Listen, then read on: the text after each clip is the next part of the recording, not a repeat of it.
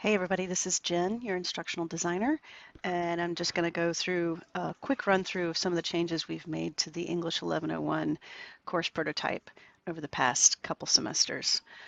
The first change is to the syllabus, and what we've done here is split up the course-specific and instructor-specific information so that the information that you're editing is on this page, like your individual late policy and due dates for grading.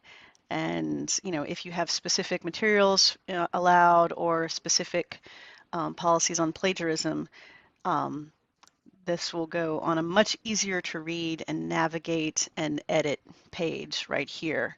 Whereas the very next page is the syllabus policies and frequently asked questions. These will eventually be links to the eCore website. So that will just be in one place that's easy to edit and maintain, and all the courses will be linked to the website. But for right now, we've split them up into two separate pages under sort of a frequently asked questions format. And these are all just general policy, course or program-wide information.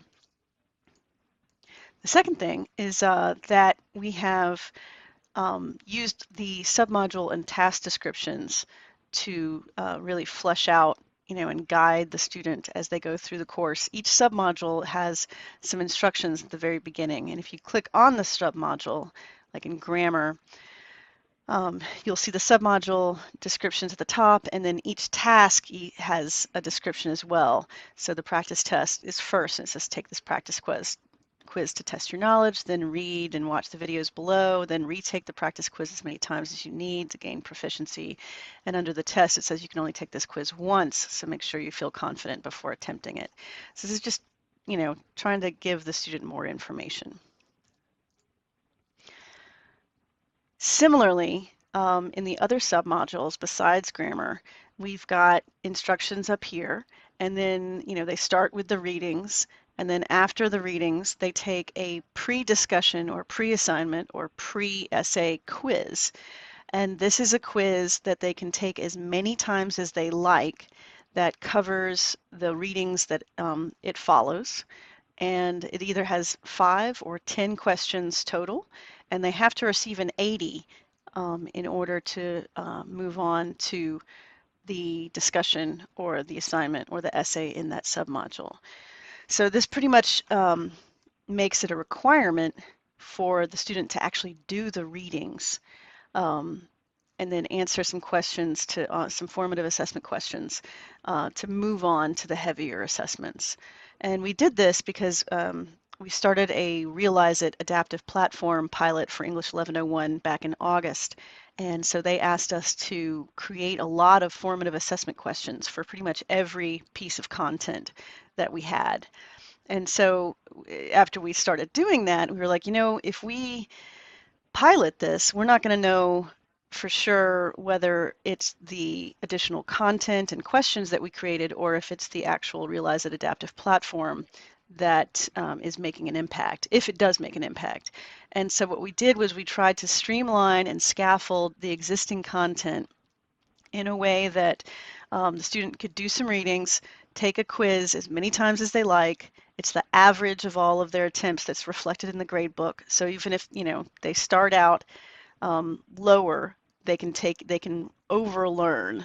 Especially this should help the students who have more to cover. And it's as the submodule descriptions note, they try and say, take good notes, use the notes in your quizzes. It's an open book, open note test, and you can take it as many times as you like. And what we hope this does is better prepare them for the discussions and the assignments that follow. So the main concern we have about this is that the students will not do well on the quizzes and will take them once or twice, not do well, not move on, and not reach out for help.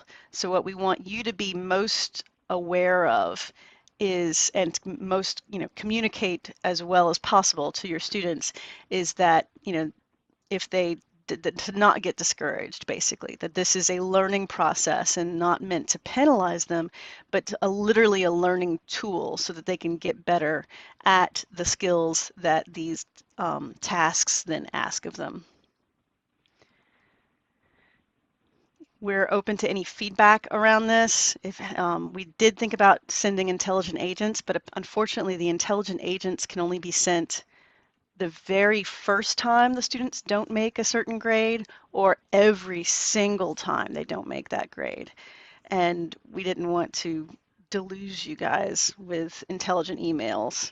So if you could just keep an eye on the students who aren't progressing, or keep an eye out for students who aren't progressing and reach out to them proactively, and or through announcements or communication, tell them to reach out to you or to the tutoring. Okay. So these quizzes, most of them pull from a pool of questions. So the student may or may not get the same questions the second time they take the quiz, the third time they take the quiz. And again, it's the average score of all of their scores that they need that's going to get reflected in the grade book. All of the main tasks, the discussions and the assignments and the essays have been tilted in, with the transparency in learning and teaching guidelines. So they each have a purpose, a task, and criteria on which you'll be graded.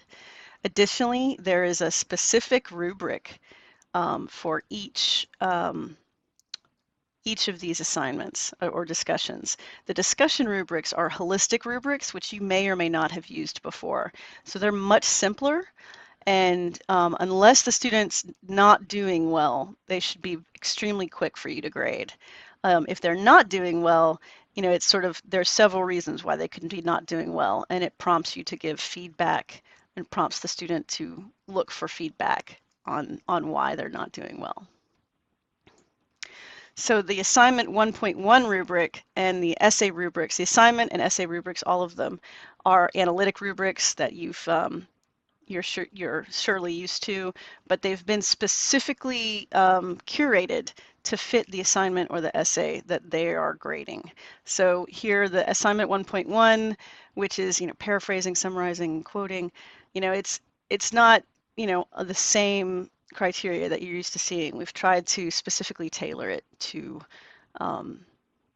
each assignment. And this is the same rubric that you can use. It can't be attached to the midterm because we can't attach midterm exams to rubrics, but you can use it to grade the midterm so that students are used to the same standards. Along those lines, the grading expectations page, which is in the Start Here and the Course Resources module, has been updated to say, look for the rubrics. Familiarize yourself with these before turning in your work. And you can also emphasize this through your communication with the students. So we have also put an emphasis on revision. You're looking at the Unit 2 Rhetorical Analysis final draft. The final drafts and the rough drafts count the same now, and we're trying to treat the rough draft as a true rough draft. So the rubrics for the rough draft, do not take into account grammar or plagiarism or those sorts of errors. They really are there to give the student feedback and to help them develop their ideas. And then the final drafts, the rubrics for the final drafts, basically, they say, they talk about the changes that have happened since the rough draft. All issues have been rectified. The revision resulted in, so, and it's in the instructions to each of the final drafts. It's emphasized what the criteria is, and that's the revision. Grammar, spelling, and tone will be marked here. If you turn in your rough draft without making such improvements, expect a low score on your final draft. So the midterm, introduction page right here shows what the midterm is composed of, which is basically very similar to the assignment 1.1. which is paraphrasing and introducing, citing, and engaging a quote. That's half the midterm right there. And the other half of the midterm is a representative sampling of the questions off of the formative assessment quizzes from Unit 1. The midterm has been moved to immediately follow Unit 1 because as the midterm exam window got earlier and earlier and longer, it got to be harder and harder for short session instructors to get through Unit 2 and provide feedback on an essay before the students actually took their midterm exam, which of course is an essay. And so we took the essay out of the midterm and made it more on foundational tasks in Unit 1. And you can look at the questions here. They pull from different quizzes like the pre-discussion 1.1, pre-discussion 1.2 questions, pre-assignment 1.1, paraphrasing, summarizing, and paragraph questions, and then the actual. There's 3 different samplings of the questions, the actual paraphrasing, summarizing question that they could get. So. So that's that. And as I said, you can use the rubric for assignment 1.1 to grade this part of the midterm. The instructor guide has also been updated. It's no longer a PDF. It's a little more user-friendly. And the main differences are in the lesson planning table, which is right here. We do think it would behoove everyone to spend a little longer on Unit 1. And so, use your best judgment here. If you think 2.5 weeks, or if you can get through it in 2 weeks, that's great. But this is just a suggestion. But we suggest spending a little more time on Unit 1 to make sure that the students have, had the opportunity to go through the quizzes multiple times to really kind of get that foundational information down. And then 2 weeks each on Unit 2 and Unit 3, and then if you used 2.5 weeks on Unit 1, you can do 1.5 weeks for the short semester on Unit 4. If you used a full 3 weeks, you can do 1 week. Again, trust your judgment. This is just a suggestion. Also, the COLAs, the learning outcomes themselves have not been updated, but the corresponding assignments, the assessments that go with the COLAs, they have been updated. We hope this has a positive impact, as some of them are the pre-discussion or pre-assignment quizzes. And, again, the students can take these multiple times to bring their grade up. So what else? Tilted, streamlined. The whole course has been heavily scaffolded. So every submodule builds on the submodule that it follows. And so, kind of see where your students are stumbling, and you can use that. You can, if you have a little extra time, use that time there. The hardest ones, the hardest submodules or quizzes, I would think might be this for ethics and academic writing. The MLA quiz pulls from a pool of 30 questions. And if your students are not quite familiar with MLA formatting, that might be where you spend a little extra time. Or in Unit 2, and this is just from personal experience, what I had trouble getting under my belt is the identifying rhetorical modes and strategies. This is, all the logical fallacies and that kind of information. And I think that can be a stumbling block as well. If the students aren't used to those logical fallacies, they might have some trouble with them. So if you have a little extra time, try and use that where the students need it most. So what else? Revision. I would communicate with your students as much as possible, the structure, try and get in front of this, the structure, so that they don't get discouraged if they hit a stumbling block, and remind them that, this is literally, view these quizzes as a learning tool. definitely do the readings beforehand, take notes. The content submodules actually, in the first unit actually say, remember to take notes, but the quizzes should be treated as open note and open book quizzes. And, if they go through and look back through the readings to find the answer, that's fine. We just want them to understand what the right answer is. A lot of the questions, I don't think in this one, but I'd say about half of the questions that we developed have feedback. So if they get it wrong, they're immediately presented with why. So maybe not on that one. So A is correct, B is totally unrelated, false. The paragraph is concluded by echoing and engaging. So this should help. The questions that I developed did not have feedback.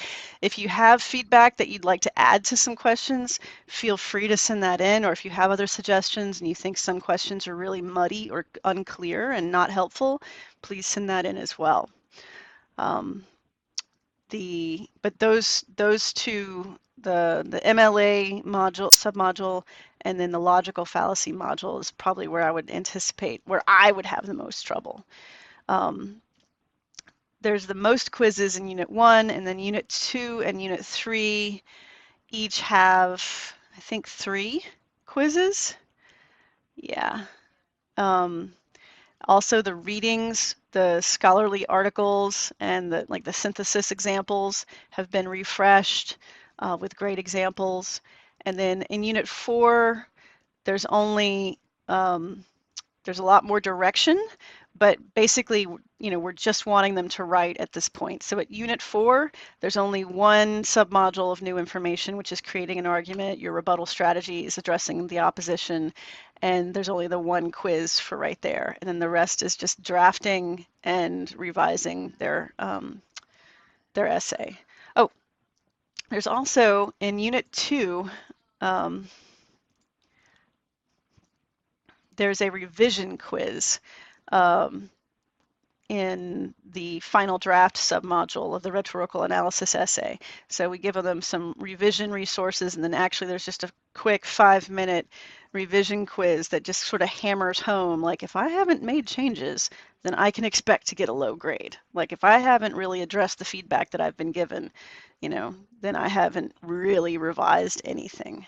So just one of those things. They can't submit their final draft until they've gotten at least an 80 on this quiz. And I think I went over that, but all of the assessments, the discussions and assignments are set up with that sort of dependency, that you have to get an 80 on the quiz that precedes it. The grade book's been set up for this as well.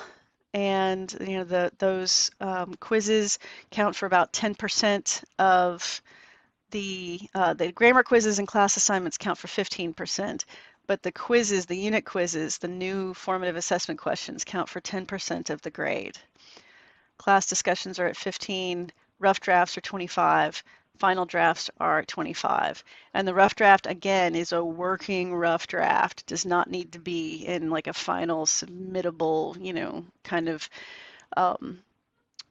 place, but you want to grade it for, content development and ideas and arguments and that sort of thing. So try and kind of get that across to your students, that they don't need to dot every I and cross every T for those rough drafts, but they need to have done a lot of thinking. And then, the revision can be that refinement right there. So again, I am totally, I welcome any questions, any feedback. We worked really hard on this, but that doesn't mean it's without any errors that you might find or that it can't be improved. If you have any questions, please reach out and email me, and we will send this recording out today before summer and as well before fall semester, and address any feedback as it comes along as soon as possible. Thanks so much, and talk to you soon.